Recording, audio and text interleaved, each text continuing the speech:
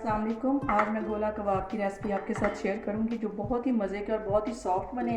आए इसकी रेसिपी की तरफ चलते हैं। आपने इसको लाजमी ट्राई करना है। इसकी रेसिपी की तरफ चलते हैं।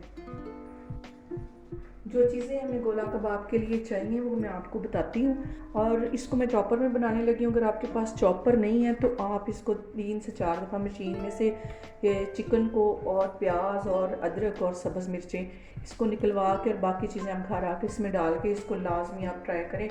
तो मैं आपके सामने इन सारी चीज़ें डालूँगी और फिर मैं आपको बताऊँगी कि गोला कबाब कैसे बने।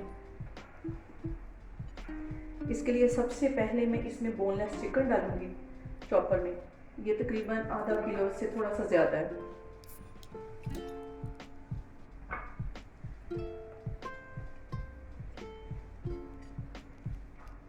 और ये 2 प्याज छोटे साइज़ के मैंने बारीक बारीक काट के वो भी रख दिए हैं, वो भी इसमें डालूंगी।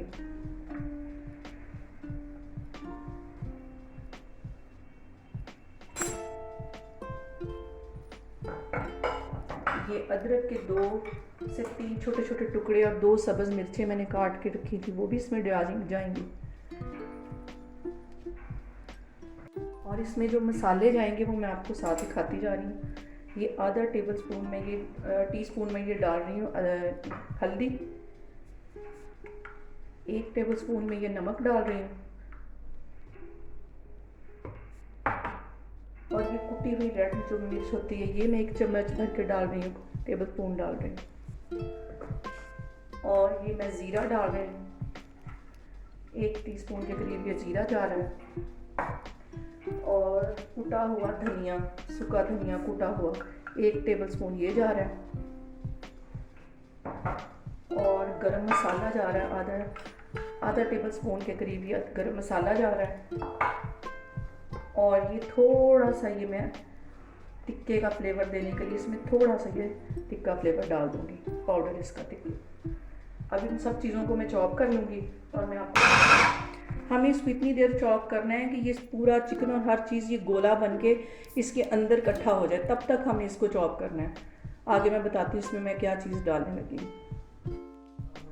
अब ये गोला कबाब बनाने के लिए मैं एक पेंसिल लूँगी, इसको हल्का सा ऐसे मैंने गीला कर लिया है। और ये छोटा सा ये एक छोटा सा गोला सा ये मैं चिकन का इस तरह लेके इसके अंदर से इस तरह पेंसिल गुजारूँगी और इसको हम ऐसे कबाब की शेप दे देंगे। इस तरह हम इसको कबाब की शेप दे के और फिर मैं इसको ऐसे प्लेट में रखती जाऊँगी।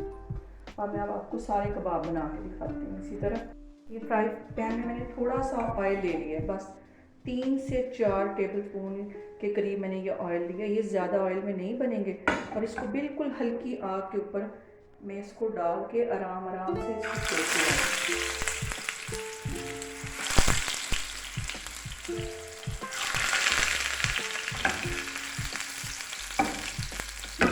अभी 2 से 3 मिनट के लिए मैंने इसको हिलाना, उसके बाद मैं इसको हिलाऊंगी। फिर मैं आपको दिखाती हूँ।